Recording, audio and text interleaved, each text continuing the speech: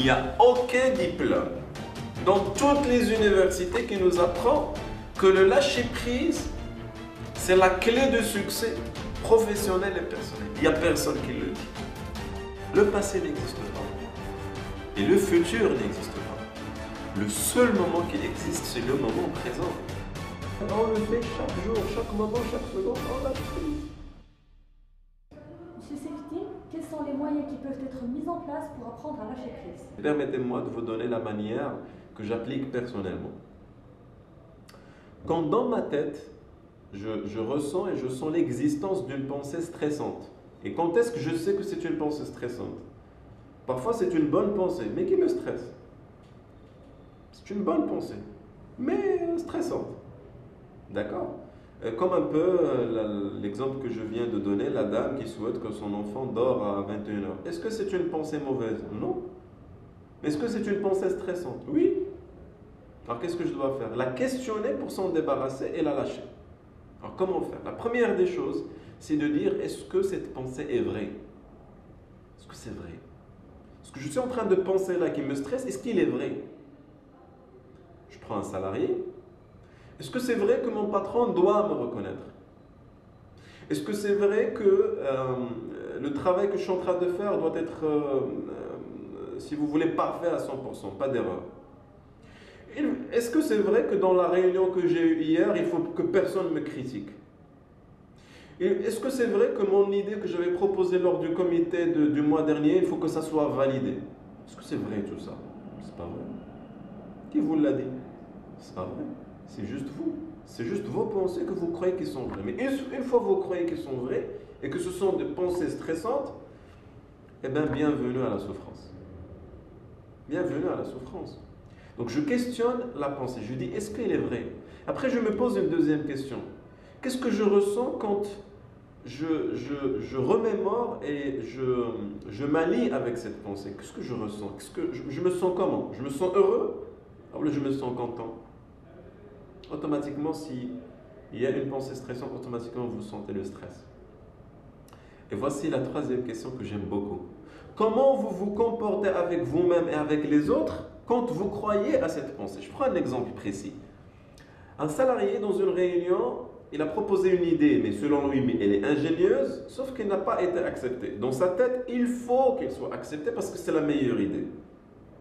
Donc il a dit, est-ce que c'est vrai? Il s'est dit, oui, c'est vrai, c'est la meilleure idée. Deuxième question. Qu'est-ce que je ressens quand je pense que finalement mon idée est la meilleure? Ben, je suis stressé parce qu'elle n'a pas été acceptée.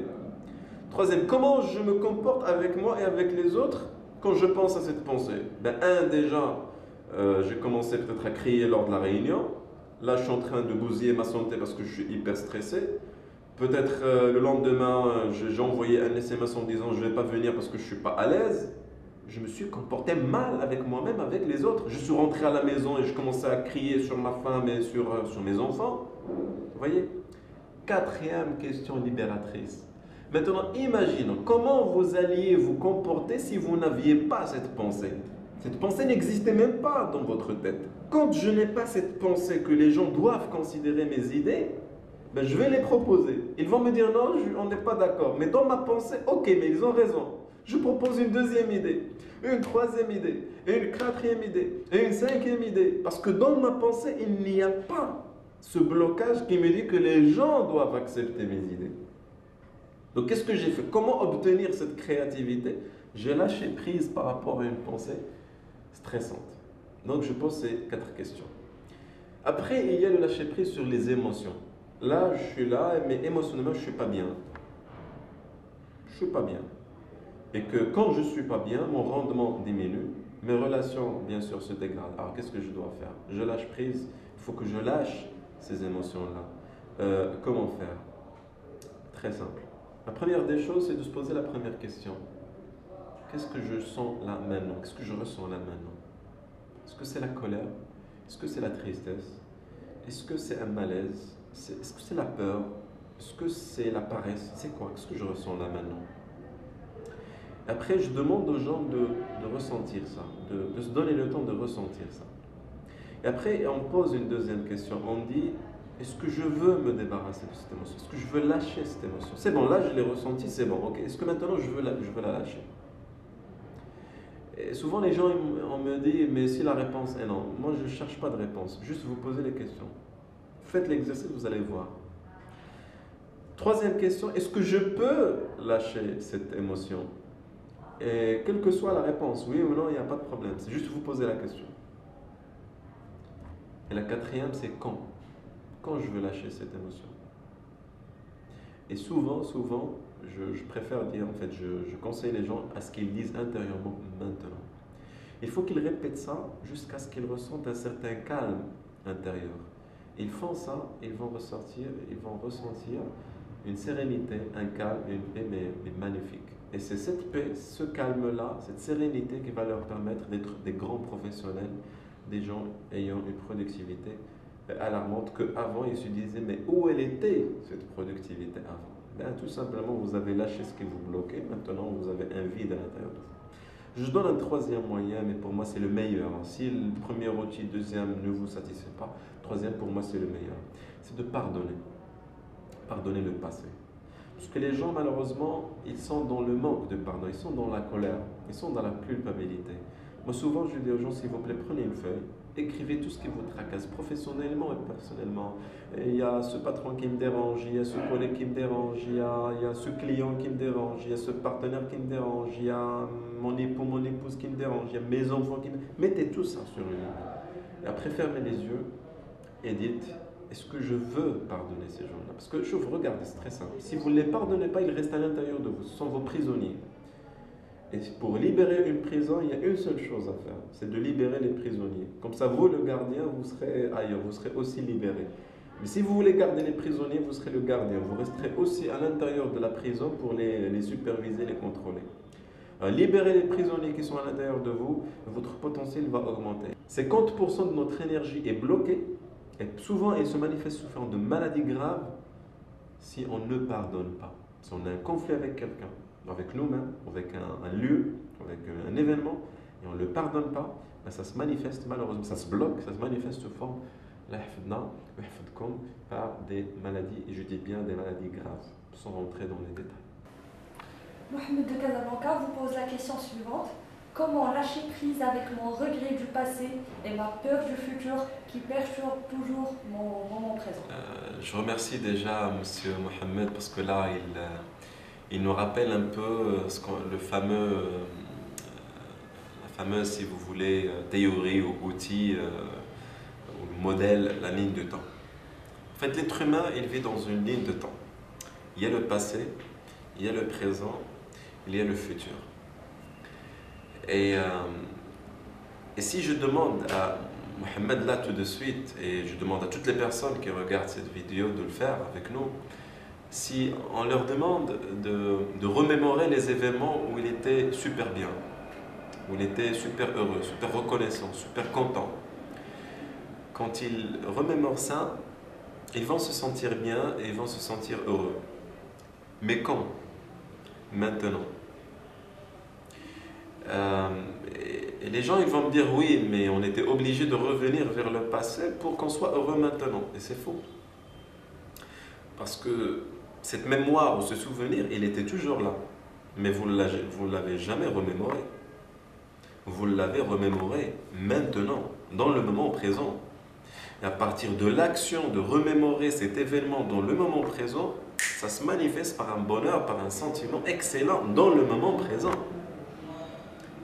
Et permettez-moi un peu de vous choquer pour vous dire que c'est choquant, mais c'est comme ça, c'est ça mon rôle, c'est de dire les choses un peu honnêtement.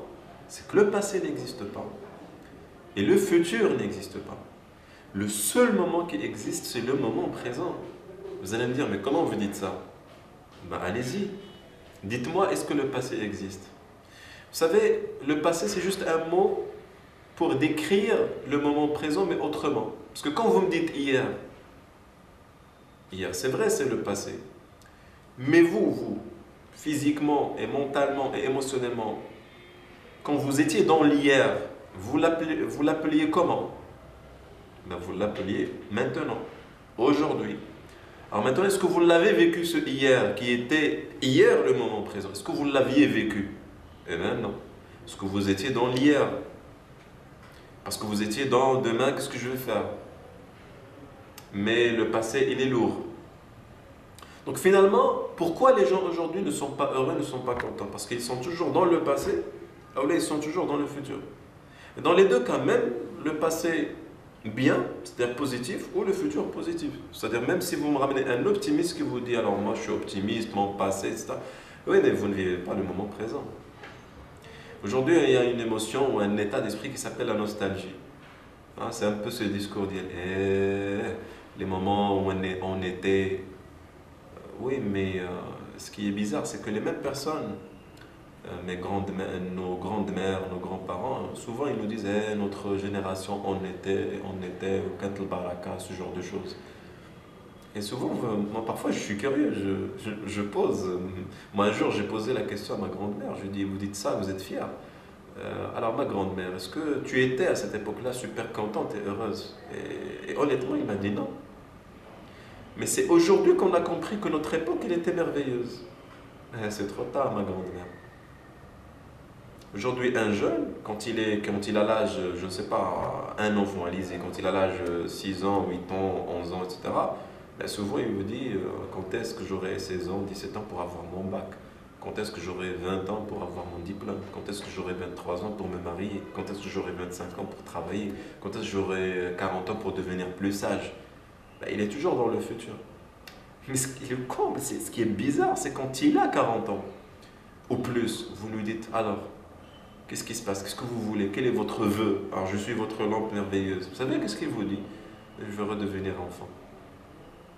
Je veux redevenir enfant pour vivre mon enfance parce que je ne l'ai pas vécu, je ne l'ai pas dégusté. Vous comprenez?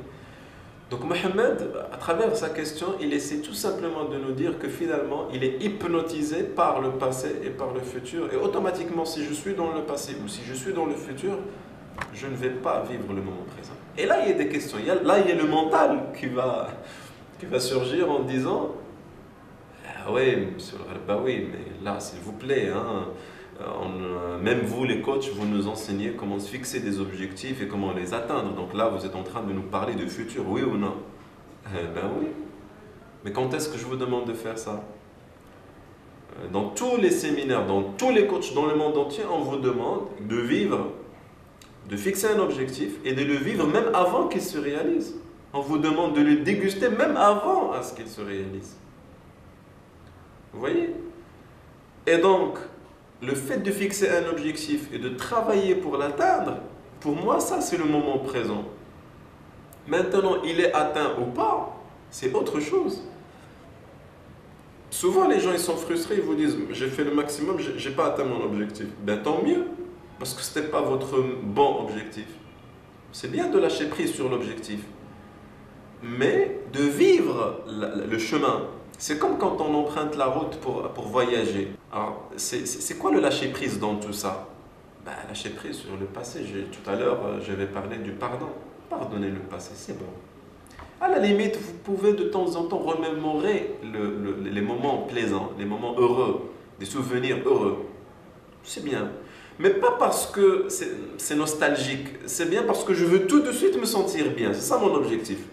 Je ne remémore pas le passé qui est bien parce que mon présent il est mauvais. Non, je remémore les souvenirs passés qui sont bons parce que je veux déguster ces émotions maintenant, dans le moment présent. Et je peux aussi visualiser mes objectifs déjà atteints. C'est comme si c'est déjà atteint parce que je veux vivre ce sentiment dans le moment présent. Et les gens me disent, et après, qu'est-ce que je fais? Bah après, vous vivez, vous faites ce qui vous paraît bien. Les gens parfois me disent, j'ai un objectif, je veux atteindre ça, qu'est-ce que je fais? Ben, vous faites quelque chose. Oui, mais quelle est la meilleure méthode? Il n'y a pas de meilleure méthode, s'il vous plaît. Il n'y a pas de meilleure méthode. Il n'y a pas une meilleure méthode, ça n'existe pas. S'il existe, c'est des méthodes qui marchent. Tâtonnez, vous faites celle-là, celle-là. À la limite, rencontrez quelqu'un qui a déjà atteint votre objectif et faites copier-coller. Et là encore, on revient aux pensées erronées. Vous vous rappelez, quand on était des étudiants, souvent on nous disait il ne faut pas faire de copier-coller, c'est pas bien. Hein? Et d'ailleurs, on appelait ça tricher. Mais ce qui est bizarre, c'est quand on grandit et on est des professionnels, par exemple un stagiaire, quand il rentre dans l'entreprise, automatiquement il a derrière lui un parrain. Et le parrain, qu'est-ce qu'il fait? Il vous fait de copier-coller, il vous dit, voilà, faites ça, c'est comme ça comment il faut le faire. C'est-à-dire, quelque part, vous étiez éduqué depuis des années de ne pas faire du copier-coller. Et une fois que vous grandissez, on vous dit c'est la clé de succès. Il faut lâcher prise de ces pensées erronées. Une fois on lâche prise de ce passé et de ce futur, de la destination, tous les moyens seront bons. Pourquoi? Parce que je suis bien. Donc tout ce que je fais, il est bien. Et sans rentrer dans les détails, il y a une autre loi qui s'appelle la loi de l'équilibre de travail. Et cette loi de l'équilibre de travail elle est un peu bizarre, elle choque beaucoup de gens. D'ailleurs, Stephen Covey, dans son livre Les 7 habitudes, on en a parlé. Il a dit un truc vraiment extraordinaire. Moi, ça m'a pris 8 ans pour comprendre ça. Et il dit pour toute création, d'accord, il y a 2 étapes. Il y a la création mentale, il y a la création physique. Et dans cette loi de l'équilibre du travail, on vous dit, pour manifester ou pour réaliser des résultats qui sont bons, et quelque part, l'ultime résultat que l'on souhaite, c'est être heureux dans n'importe quel type de forme, ils disent 90% c'est dans les pensées. 90% de la réalisation des choses, c'est dans la façon de penser. C'est dans la perception des choses. Et 10% c'est des actions. On ne sait pas quelle est la merveilleuse action qui va apporter le bon résultat. C'est-à-dire, je vais inverser. C'est-à-dire, si je fais la meilleure action, mais avec un mauvais état, c'est-à-dire avec l'état, ouais, mais ça ne va pas marcher, ça ne va pas marcher. Maintenant, je fais n'importe quoi. J'exagère peut-être, mais je fais n'importe quelle action. Raisonnable. Mais avec un état d'esprit joyeux, type, ça va marcher, ça marche. Mais je gagne beaucoup de choses. Je gagne le résultat, je gagne mon état d'être, je suis bien. Et même si je ne réalise rien, je suis bien. Parce que j'ai testé, ça n'a pas marché, je trouverai un autre moyen, c'est pas grave. Donc voilà un peu comment aligner le passé et le futur avec le présent. C'est de lâcher le passé s'il est douloureux, de le vivre s'il est plaisant, et le futur, fixer notre futur, qu'est-ce qu'on veut, mais de le vivre, c'est comme si c'était déjà atteint. Maintenant, si on l'atteint, c'est ok, c'est tant mieux. Si on ne l'atteint pas, Dieu merci, parce qu'on a vécu, si vous voulez, le chemin avec plaisance et avec bonheur et avec joie.